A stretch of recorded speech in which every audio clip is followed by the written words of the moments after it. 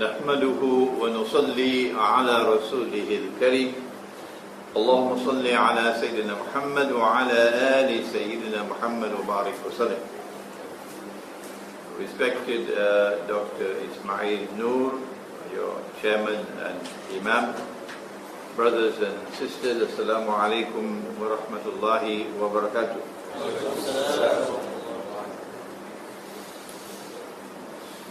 The Isra and the Mi'raj and its implications for the samawat. It's a very exciting topic, and it is a topic whose importance will continuously increase, not decrease, as we enter into the last phase of the life of Dajjal. What is the Isra and Mi'raj? Nabi Muhammad sallallahu ta'ala alayhi wa sallam first struggled all through the years in Makkah in a hostile environment, never yielding and never compromising, holding firmly to the truth, regardless of the price that he had to pay. When he had been tested, and when the world had become dark for him, 10 long years of struggle, and now Allah takes away his beloved wife, Khadija radiallahu ta'ala anha. And Allah takes away his uncle Abu Talib, the head of the Banu Hashim, who had offered the protection of the tribe to him. And he's without security. And he leaves Makkah and he goes to Taif in search of security. And Taif pelted him with stones and there's blood flowing from his body. But he does not give up. No. And we also must not give up. No. He returns to Makkah. He cannot enter his own city. Why? That's the price of holding on to the truth. If we have never paid a price, perhaps we are not holding on to the truth. Perhaps we are only part-time and not full-time. And that's why we've not had to pay any price. He stands outside his own city. He cannot enter because of no security. One of the mushrikun, the idol worshippers, he comes with his sons and he offers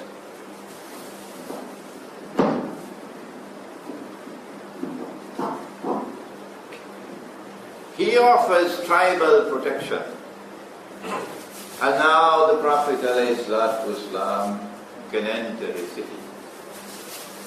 But soon he will have to make hijrah. He'll have to give up city, give up home, give up everything and move, migrate. That's coming around the corner.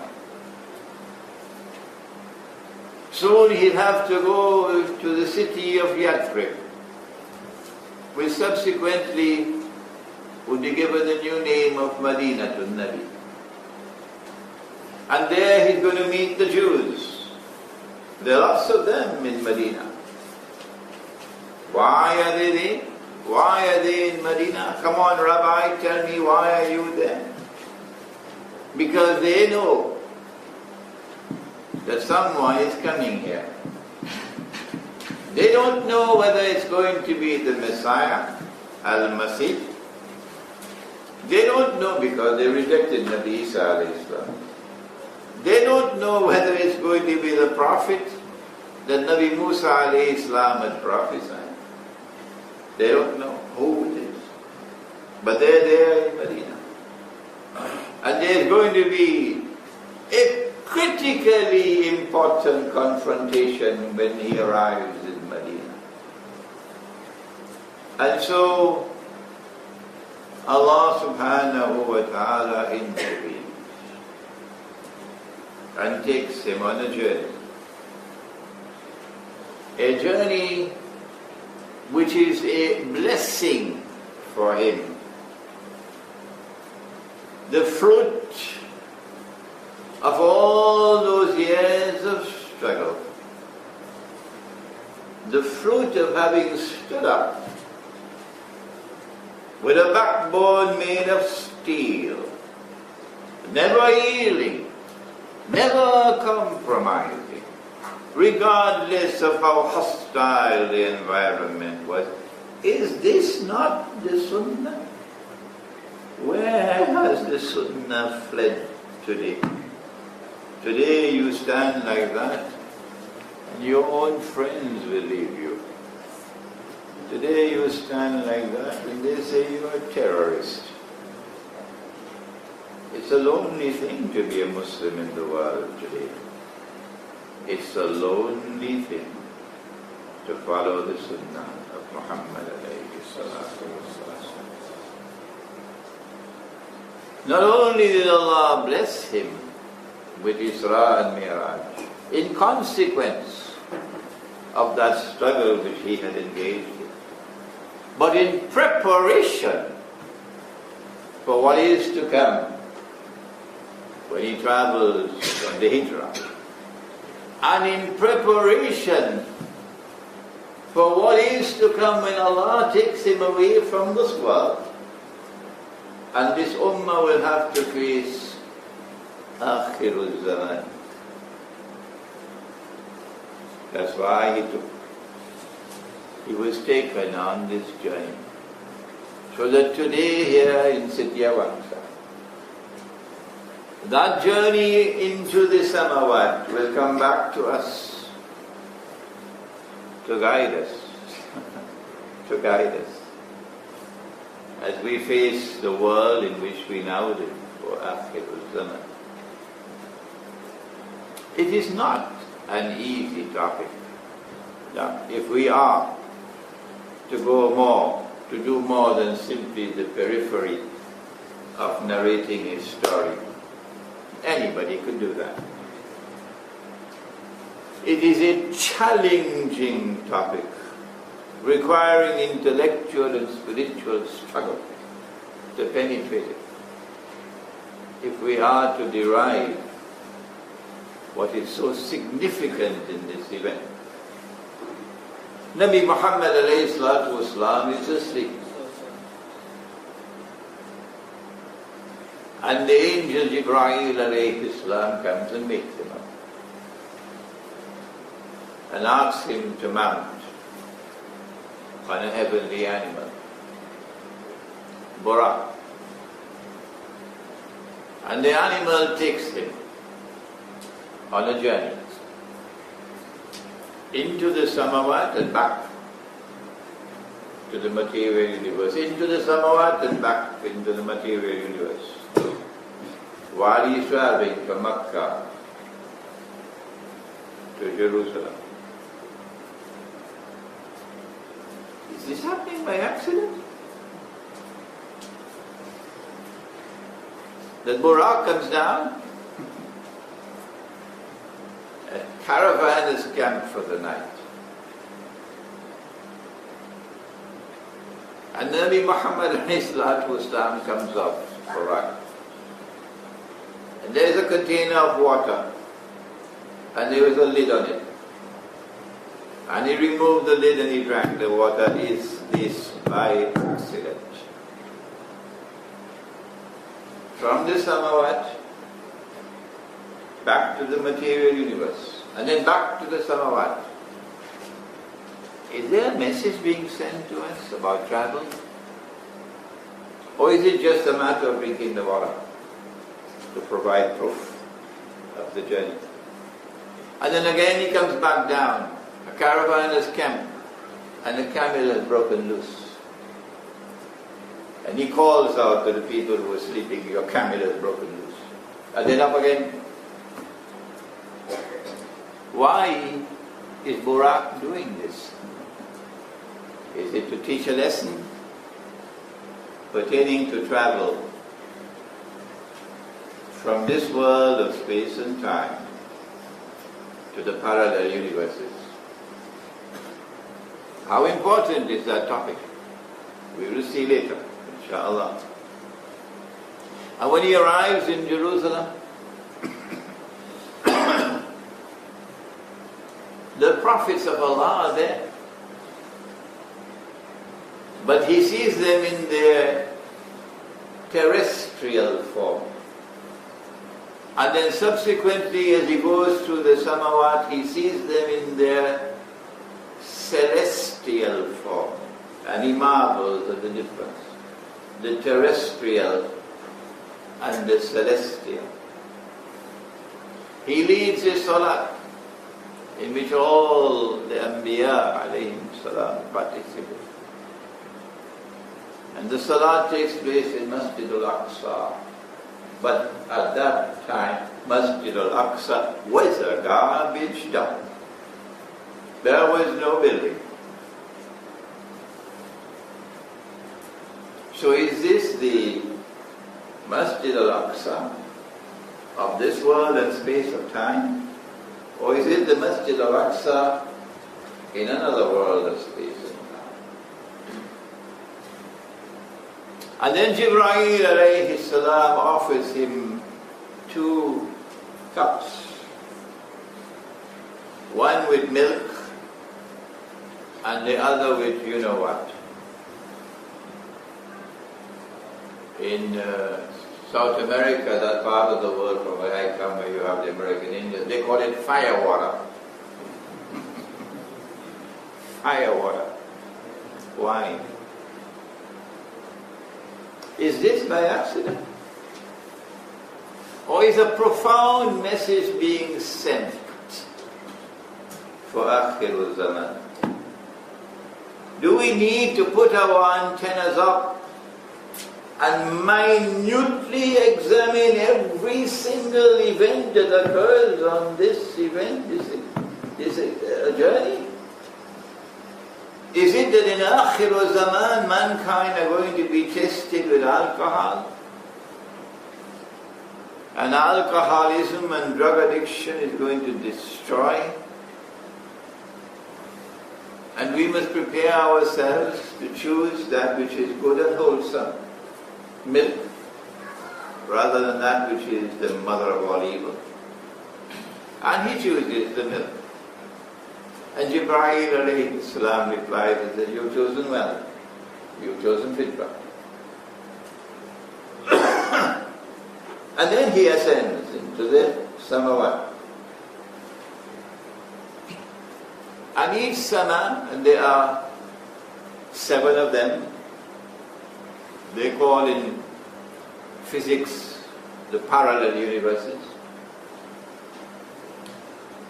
The physicist no longer doubts the existence of these parallel universes. Different worlds of space and time.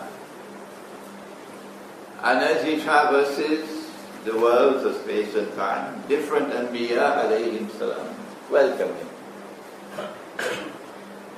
And the angels welcome him.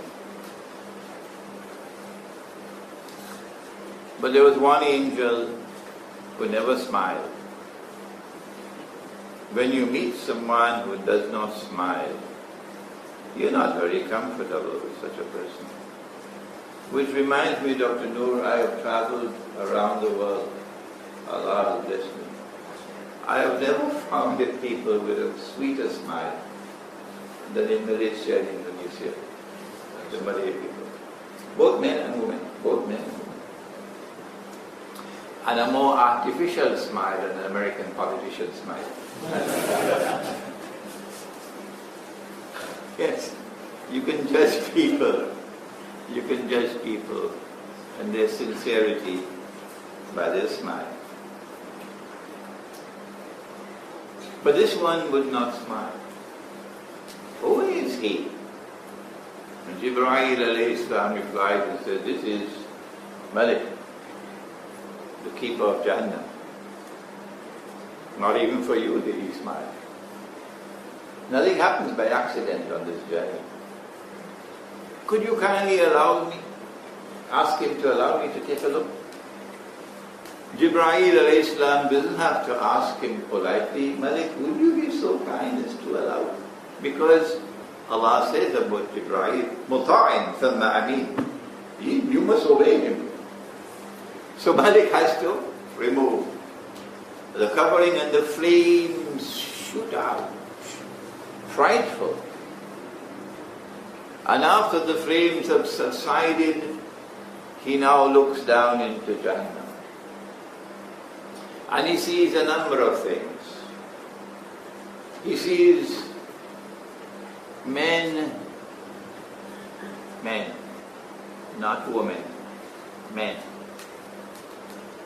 sitting at a table. And there is that meat which is fresh, clean, nicely cooked, lazzat, makanan lazzat. And then there's the other meat which is rotten, stinking, maggots in it. And these men are eating the rotten meat instead of eating the good and fresh. Is there a message? Who are these men? Is there a message for us in Akhirul Zaman? These are the men who left the wives that Allah had made halal for them to commit zina. Zina is the destruction of nur. You cannot survive Akhirul Zaman without nur. Nur is not sold in the stock market. You can't get nur in the supermarket. Nur comes only from Allah. And without nur, you're just like cattle. And if you walk down the road of zina, you will live in darkness without any nur. That's the message of Isra and Miraj. And tonight, we have to repeat that message to our young ones. For the danger for them is awesome, awesome, awesome. Young men, young lions, their hormones are raging. And this is that age in which women will be dressed and yet naked. And so the invitation for zina, the door is open. And sex is as freely available as the sunshine. Just leave the Muslim village and go into that Western civilization and you'll see how they live. And then he saw some men with pot bellies. And the bellies are transparent. And inside of their bellies there are snakes. Terrible. Who are these men? And Jibreel alayhi salam replies that these are the men who consume riba. When last did you hear a khutbah for your Salatul Jum'ah in which the Khatib taught and explained the subject of riba?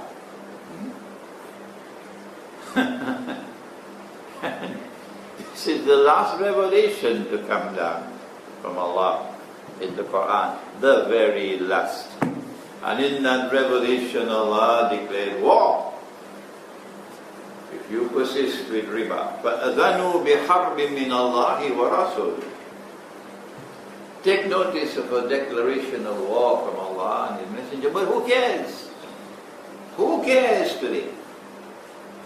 And when we come to teach the subject of riba in the banking system, the subject of riba in the monetary system, if you noticed when I stood up for salat, I took this out. I did not perform my salat with this in my pocket. Why? Listen, your brother Imran Hussein has done his homework.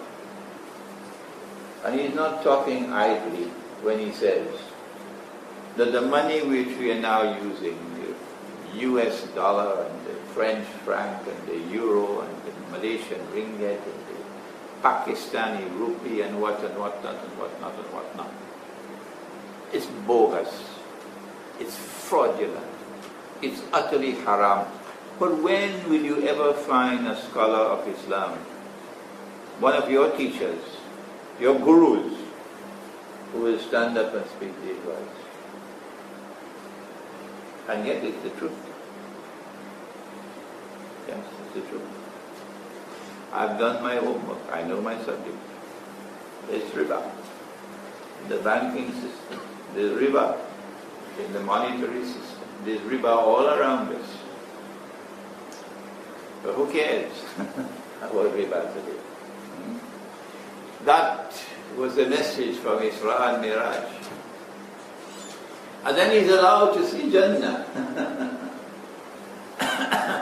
And in Jannah, in Jahannam he found majority were women. Majority were women. This is not something to castigate our mothers and sisters and daughters. This is the mother of all wake-up calls to the women of Islam. If your head cannot bow to the Quran, sister, you are in trouble. You can take your PhD and throw it in a garbage bin. All your academic accomplishments, you can throw it into a garbage bin, my sister. If that pretty head of yours cannot bow to the Quran. Yes, I know they're going to be angry with me. But I don't preach Islam to please people. It doesn't bother me. The head must bow to the Quran. And most women in the world today, not just Muslim women, that head of theirs cannot bow. No, that head of theirs cannot bow to the Quran. That's why the majority were in Jahannam for women. So you want to ask me, well, where is the proof that our heads will not bow to the Quran, Imran Hussein? I'll give it to you, inshallah. And then he was allowed to see Jannah. And he saw a most beautiful girl, and he described her.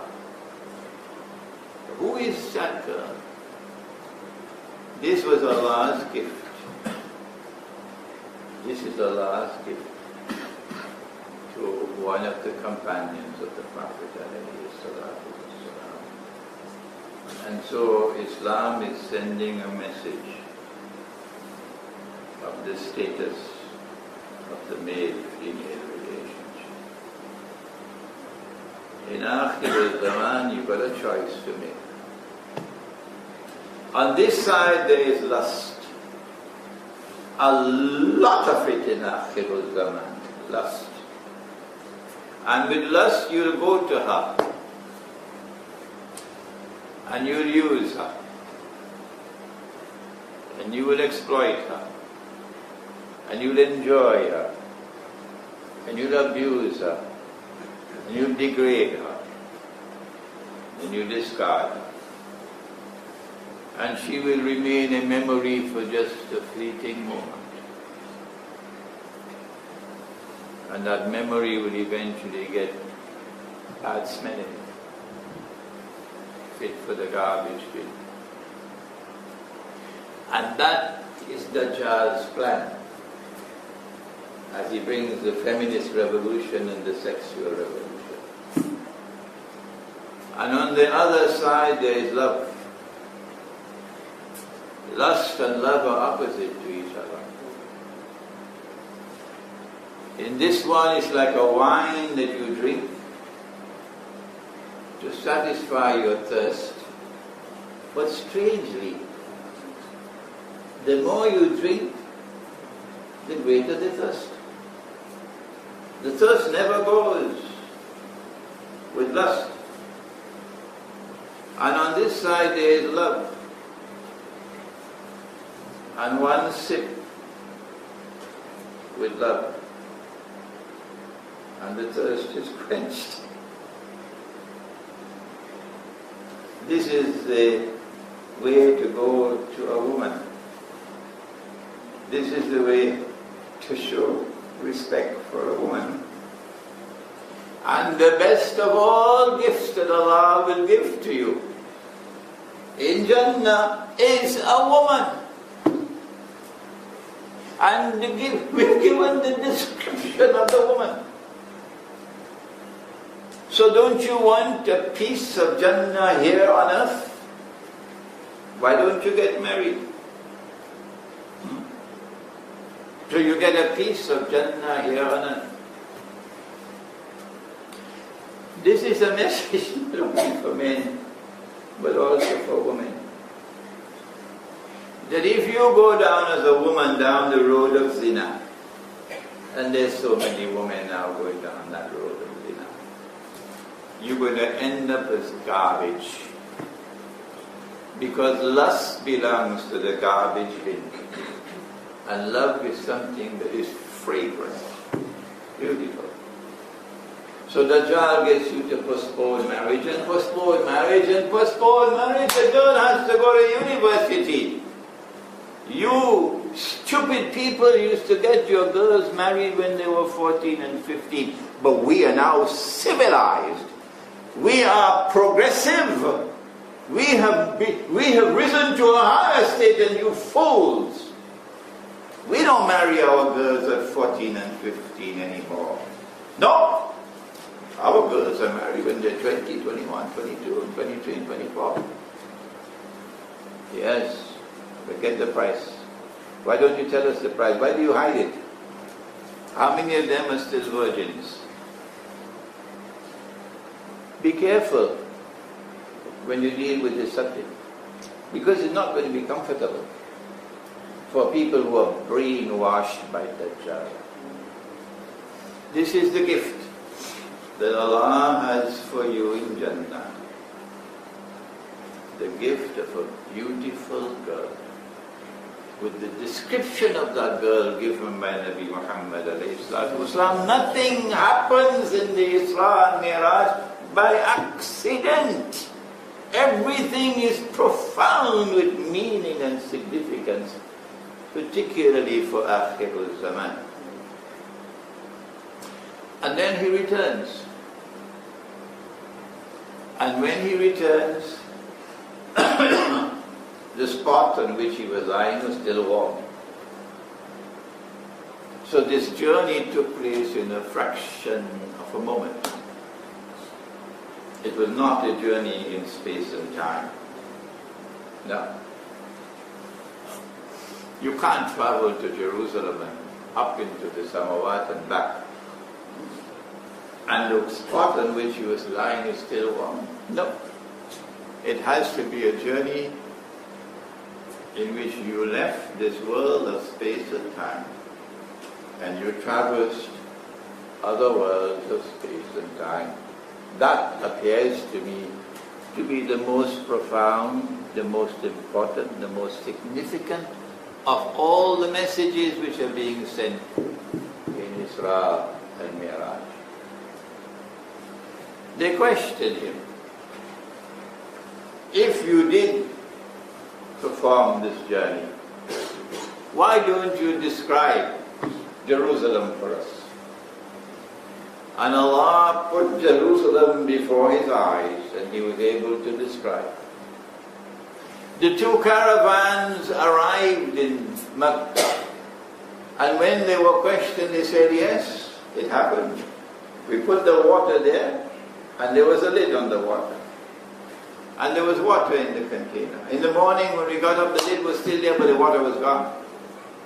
And the other caravan confirmed, yes, we were sleeping and we heard a voice crying out, your camel has broken loose. We woke up, we saw nobody, but we saw the camel had broken loose, confirming that it happened. And yet there were Muslims who left Islam because of this. As today there are Muslims who would leave Islam because of what we say is in the Quran, in the Sunnah, because they don't like it. It is unpalatable for the new, sophisticated, educated intellect and personality. They want an Islam that will be allow them to live comfortably with the modern world. That's not going to happen tonight.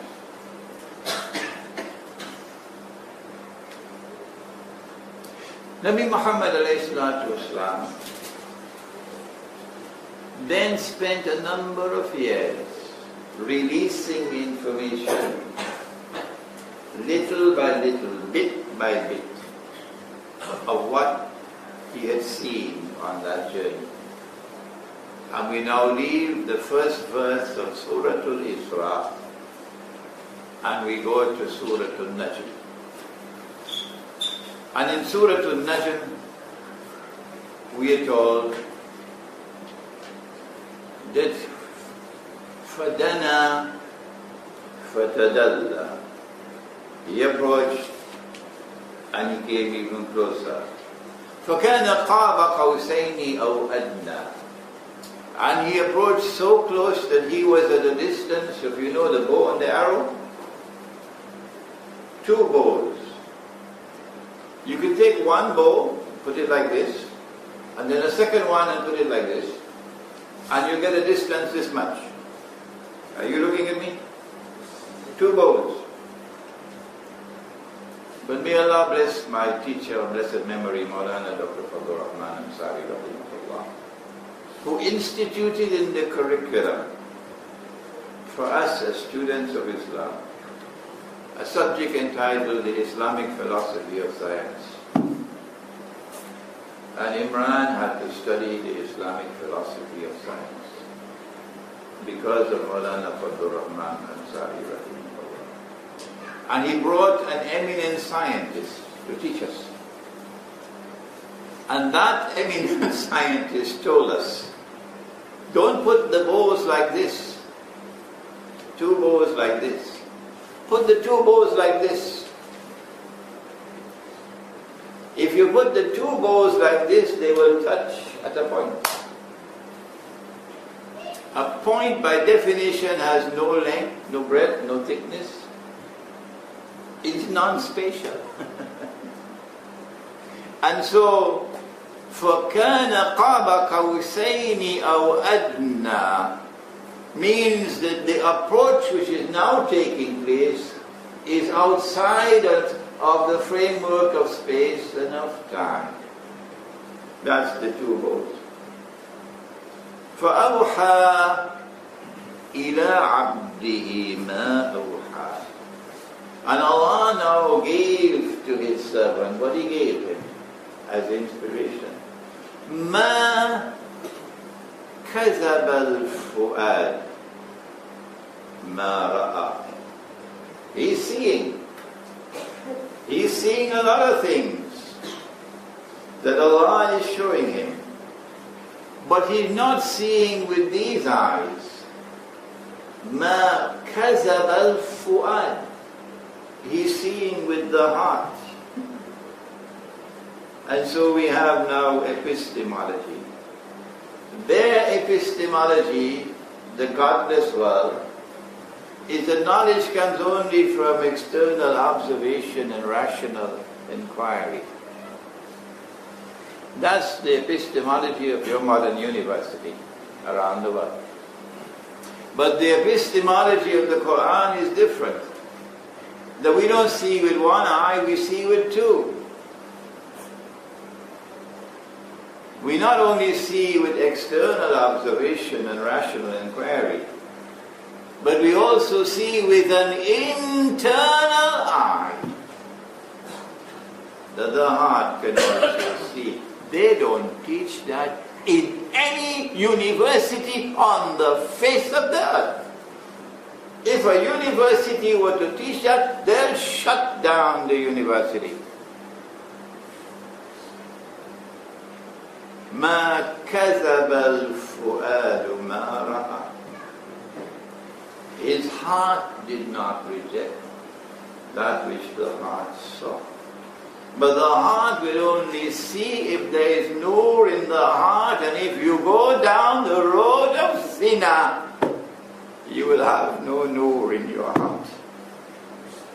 So you will live in darkness. So be careful when that door to zina is open to you. Be careful. You must remember that when you go into that room, you're going to live in darkness. Go ahead. Oh.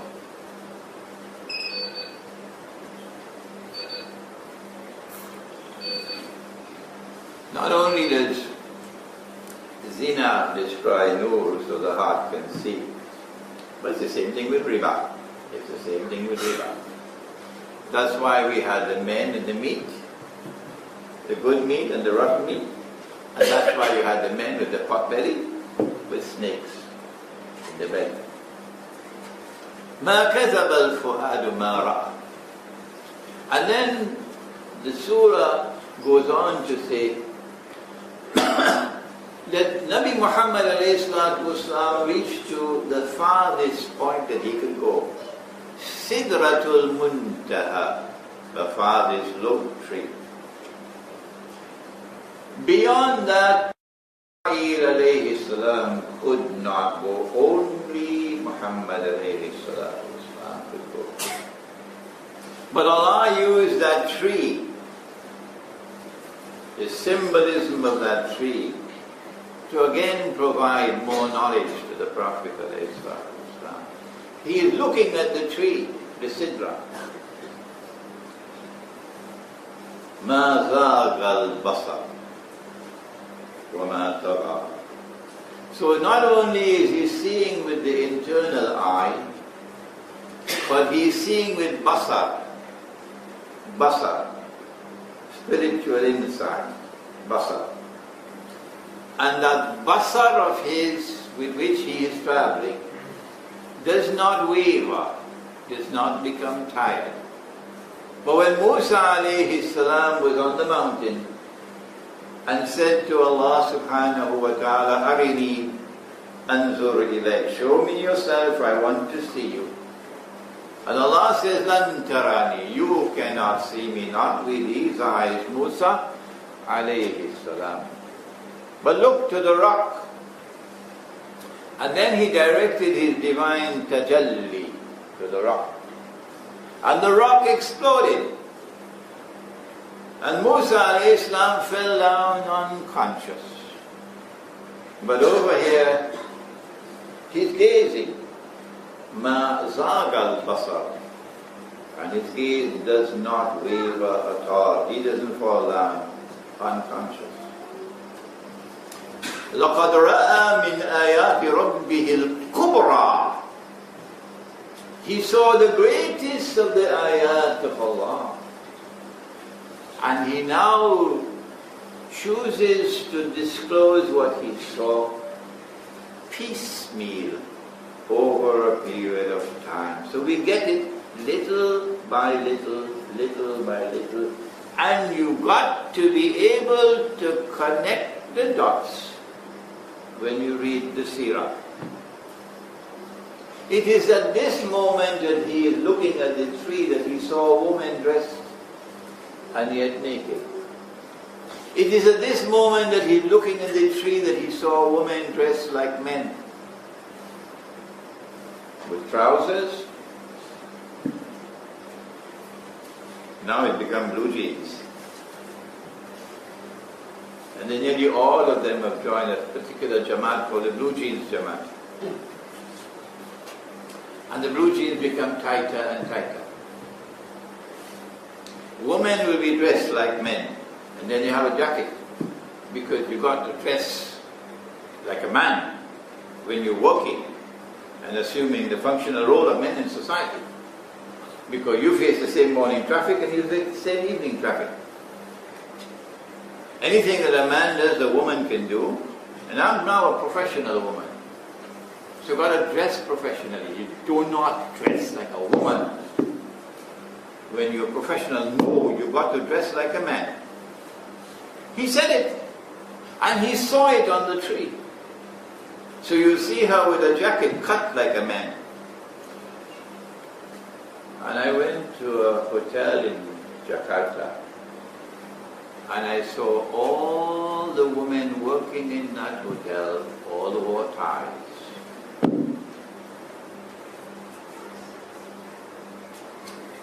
This he saw on the tree. And he saw men dressing like women. Why would a man dress like a woman? Answer, to attract another man, that's why. And so homosexuality will become rampant in Akhirul. If a man is to dress as a woman, the first thing he has to do is to shave off his beard. And we never shaved off our beards, not those who followed Muhammad alayhi salatu wasalam, until they shaved it off and we followed them, and that is the truth, whether you like it or you don't. So if you choose to shave off your beard, you better prepare yourself on Judgment Day, when you stand before Allah, to explain to Him why you've done it. Why did He put a beard on the face of the male?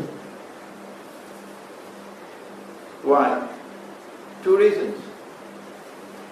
Two reasons. The first one, of course, you all know, to distinguish the male from the female, the divine wisdom. So you can tell from a distance who is a man and who is a woman, just look at the face. You don't have to look at any other part of the body.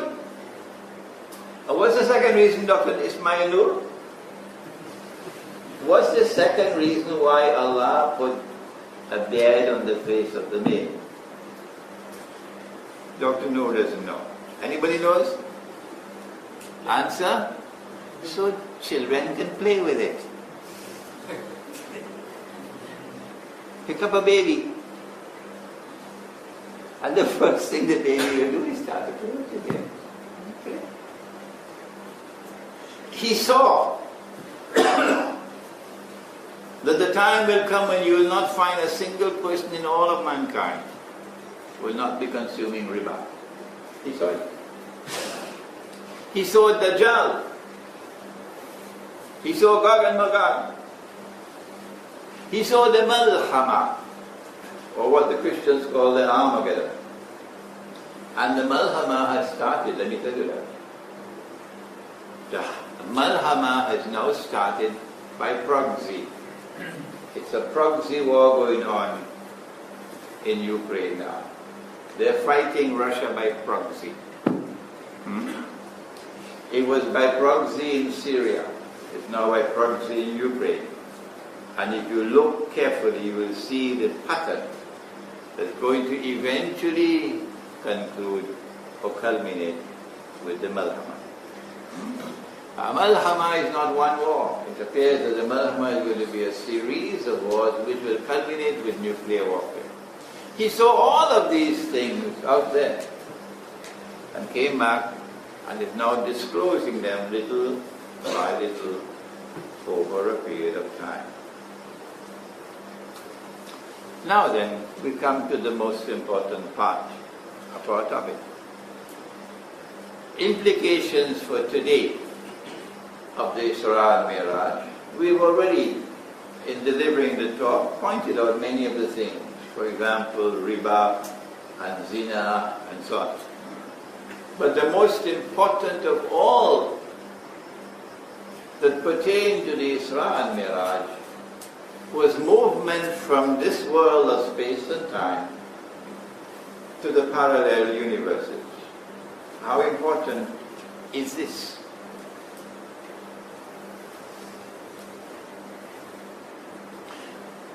The greatest fitna that mankind will experience, from the time of Adam alayhi salam to the last day, will be the fitna of Dajjal. You know that you're now living in the age of Dajjal, who wants to impersonate the Messiah, and therefore who has to rule the world from Jerusalem, and therefore who has to liberate the Holy Land, because the Holy Land is under Muslim rule. He's done that already. He's got to bring the Jews back to the Holy Land to reclaim it as their own. He's done that already. He's got to restore a state of Israel in the Holy Land and get the Jews to believe that this is Holy Israel. He's done that already. He's got to get Israel to become the ruling state in the world, and that is about to happen. And then he will stand up in Jerusalem and declare, I am the Messiah. That's coming around the corner. So you know you're living in the age of Dajjal. And therefore you know you're living in that age when Islamic scholarship has to be the best in the entire history of Islam. You need the best scholars of Islam in this age, better than everything that we've had before. The tragedy is we have the worst today.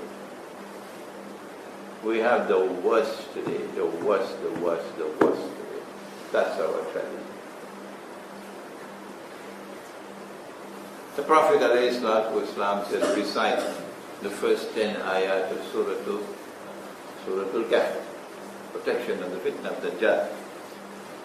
The first 10 ayat of Surah Al-Kahf take us to the story of the young men in the cave. So there is in the young men in the cave important information linked with Dajjal. What is it? They slept in the cave for 300 years, was it? And some say 309, lunar and solar. And then Allah woke them up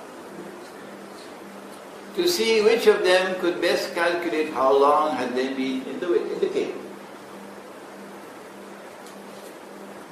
So one of them said to the others, we've been here for a day or a part of a day. Okay? And of course we found that very strange. Why? Because there's something wrong, they can't see. If you've been in the cave for 300 years, then when you wake up, your fingernails should be as long as from Siti Awangsa to KLCC. Huh? And your beard from here to Johor Bahru. So can't they see what's wrong with them? How could they see a day or a part of a day? You went to sleep at age 20 and you wake up at age 320. You're not going to look the same. But they said a day or a part of a day. Indicating, listen carefully, indicating that the stay in the cave of 300 years was not spent in biological time. I don't think anyone can dispute that statement. We're not dealing with biological time. They could have stayed in the cave for 1,000 years. They would still be the same age as when they went to sleep. Wherever they were during that time, that's a world in which women don't need cosmetics. They remain forever young. Forever young.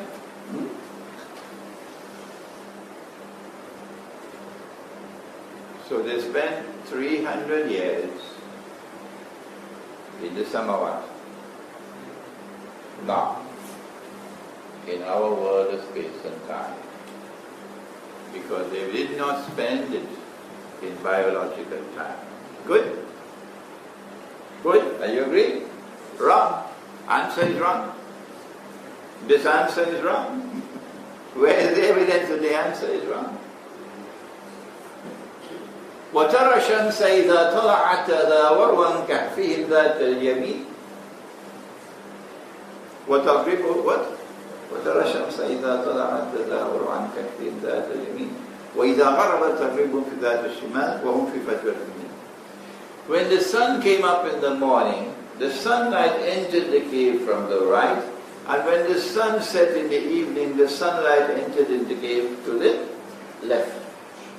وَنُقَلِّبُهُمْ ذَاتَ الْيَمِينِ وَذَاتَ الشِّمَالِ. And we cause their bodies to roll to the right and to the left in attraction to sunlight. So every morning the bodies were rolling from here to there, to the right, and every evening the bodies were rolling from here to there, to the left. Attraction to sunlight. And this is space, and this is time, morning and evening. And so they spent the 300 years in our world of space and time. Our previous answer was wrong. But even this one is wrong.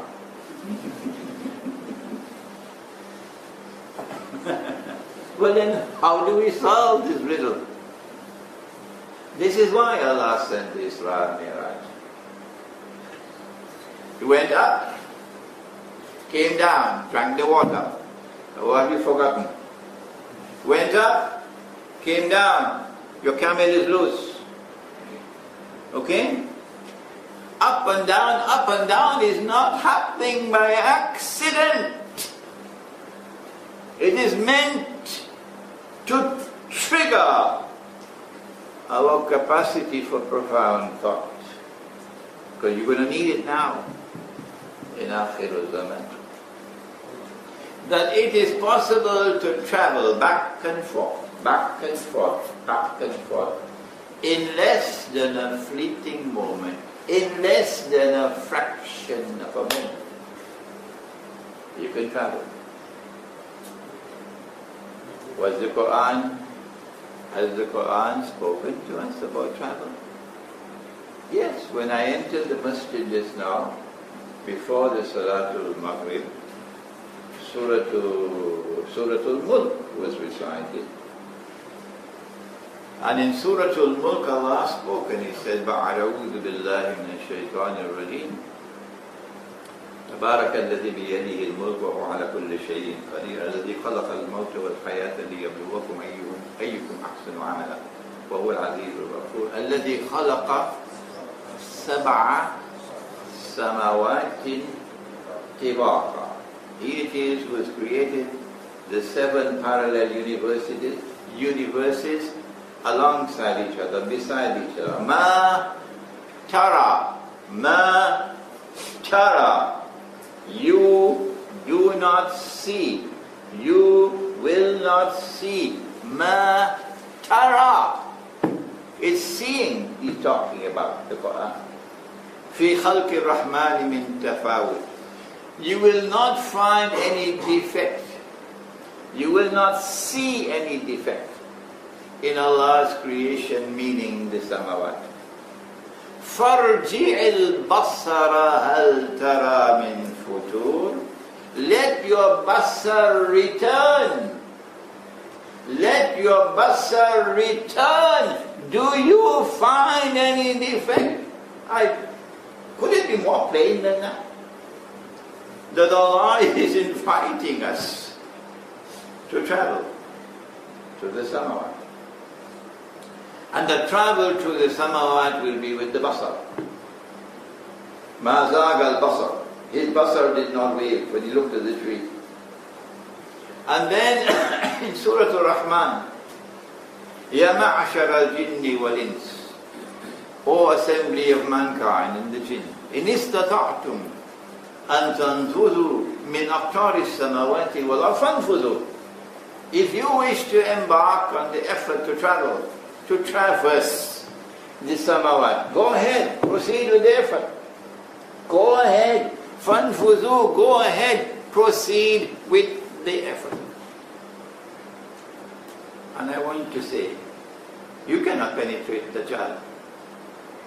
And therefore you cannot penetrate Dajjal's strategy. His ultimate strategy. And this is the age of Dajjal today. You cannot do it unless and until you are someone living in this world, but also accessing other worlds, traversing other worlds. The normal way in which we traverse other worlds is with spiritual insight. And then people will say, he probably has a jinn talking to him. He probably has a jinn talking to him. And then the Salafi will come around and say, only Allah knows the future. Take Imran Hussein and throw him in the garbage bin. Only Allah knows the future. The normal way of traversing the Samawat for scholarship is through spiritual insight. And spiritual insight will only come when you do your homework. You've got to do your homework. وَأَلَيْسَ لِلْإِنسَانِ إِلَّا مَا سَعَى. You've got to plant if you want to read. You've got to use the intellect, the rational faculty first, before the inner sight can deliver knowledge. The two have to come together in what the Quran calls Majma'ul Bahrain. And so they went up and down for 300 years. They were in this world of space and time, morning and evening, morning and evening. And they were in another world of space and time because they were the same age. So it was constant movement back and forth, constant movement back and forth. Can we do it? Of course. Did your Prophet not say to you, As-salatu mi'rajul mu'min? Have you forgotten that? That salat is the mi'raj of the mu'min. Salat is the mi'raj of the mu'min. And so it is with basar in salat that you travel. I want to now conclude by giving you an insight into the Dajjal's strategy to prevent you from traveling. The Prophet said, alayhi salatu wasalam, that al-wudu miftahul salat. Wudu is the key to salat. So if the Dajjal could corrupt your wudu, forget it. The salat is not going anywhere. A man was performing wudu, and the Prophet ﷺ passed by and asked, what is the explanation for this waste of water? Israf. The man said, O Messenger of Allah, is there such a thing as israf, waste of water in wudu? Yes, said the Prophet. Yes. Even if you are in front of a running stream of water, no shortage of water, do not exceed the limit. What's the limit? This is the limit. This is more than the amount of money, of water, a mud of water. And how do you perform wudu? You take the container with your left hand and you pour some water on your right hand. Why? Because the right hand has to dip. And the cup that you make with your hand is the amount of water to use in every act of wudu. Can we do that today? Now we have the tap, the faucet. So if you want to perform the wudu of the sunnah, one hand will have to be on the tap, opening and closing, as you fill this amount of water. I invite you to go and travel the whole world of Islam. Go and travel the whole world of Islam if you want. But carry a handkerchief with you when you go, so you can wipe your tears. And see how people perform wudu today when they use the tap. If you use a container, and in Malaysia there are some places where you have a pool of water and you dip and you use a container for making wudu, that is different. But this one with the tap, you will see the tap open. And you see making masa on the head and the water is still flowing.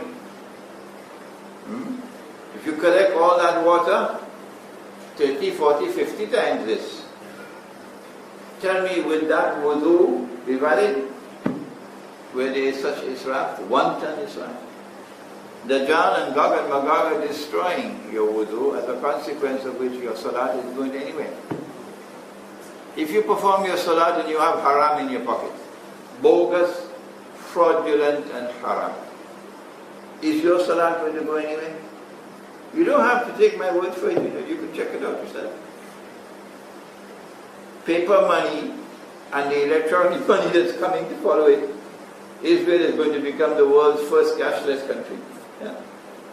It's complete Dajjal. You go and vote in elections in the modern state.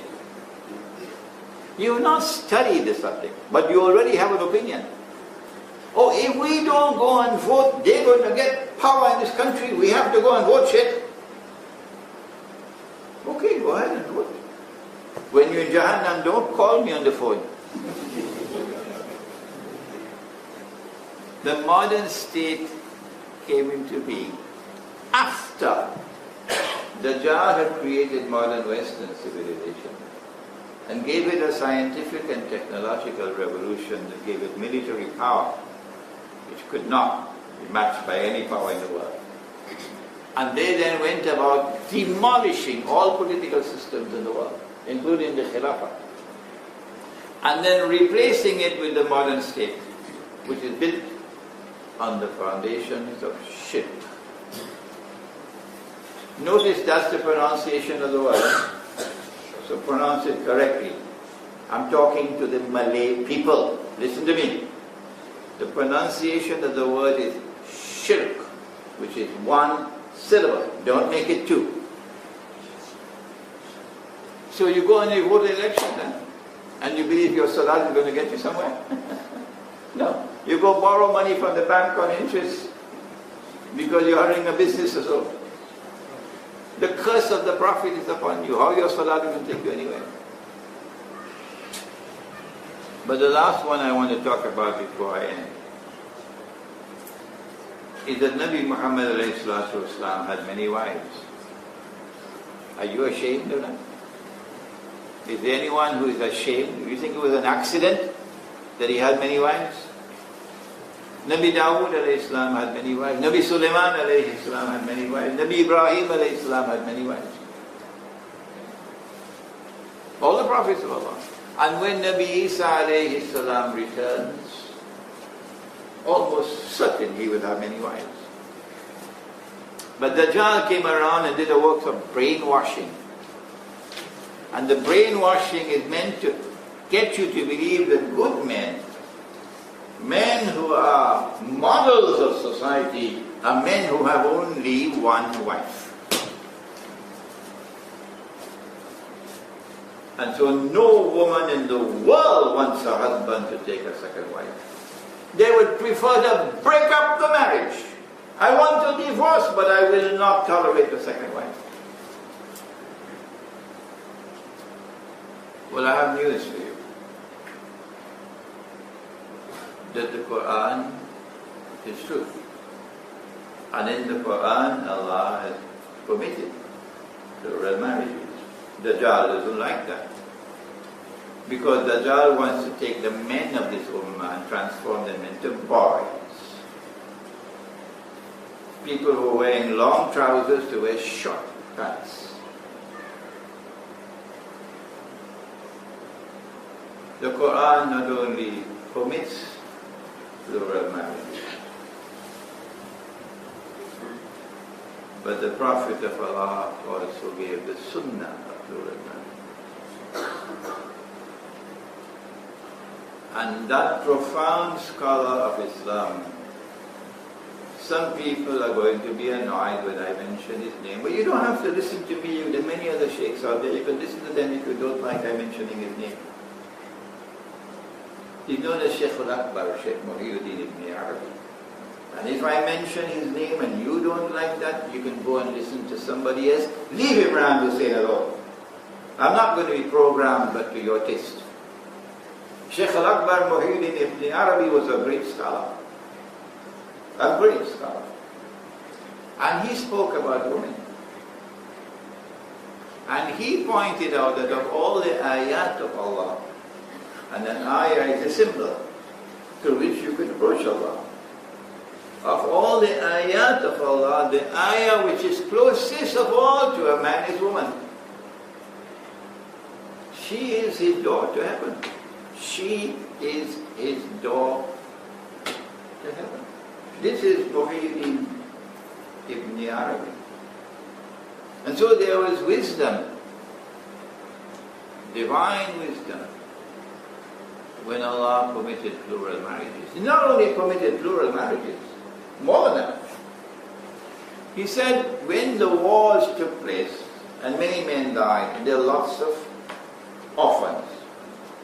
He said, وَإِنْ خِفْتُمْ أَلَّا تُقْسِطُوا فِي الْيَتَامَى. If you fear that you will not be able to put justice now to all these orphans, what to do with all these orphans?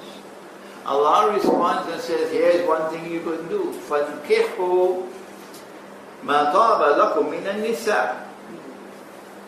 Marry those who are pleasing to you of the nisa.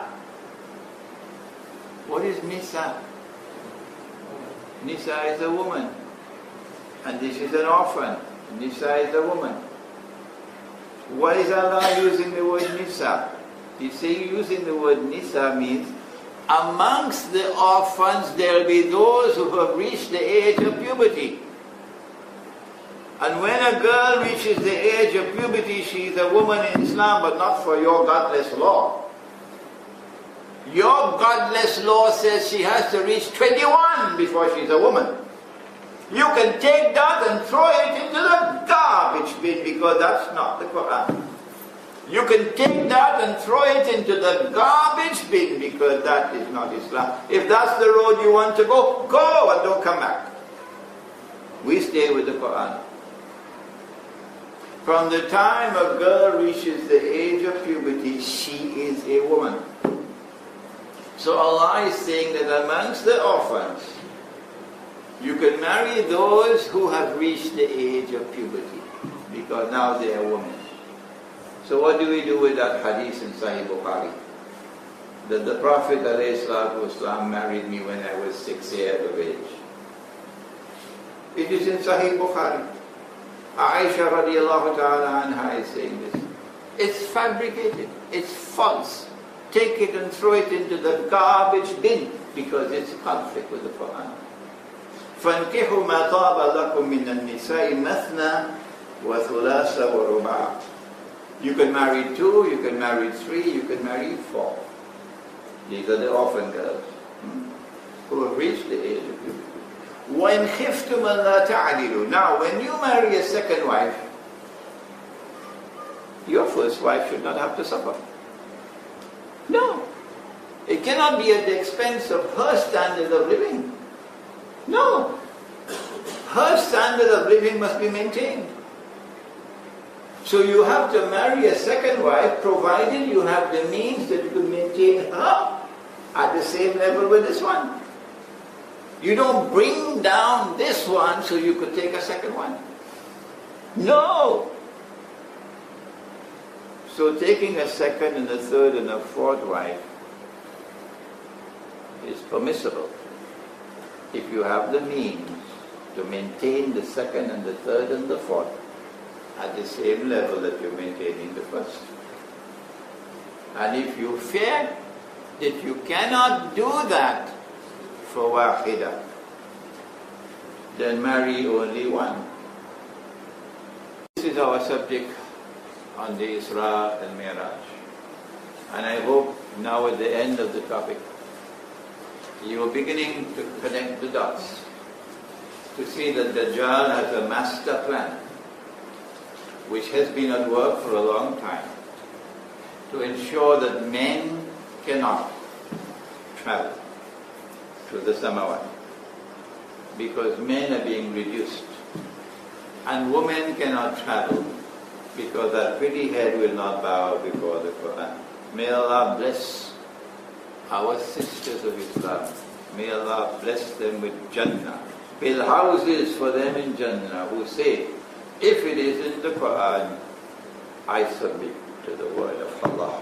Whether I am comfortable with it or I am not. When she says that, I submit to the word of Allah. I ask you to join with me in making dua that Allah might build for her a house in Jannah. ربنا تقبل منا إنك أنت السميع العليم وتب علينا يا مولانا إنك أنت التواب الرحيم برحمتك يا أرحم الراحمين آمين.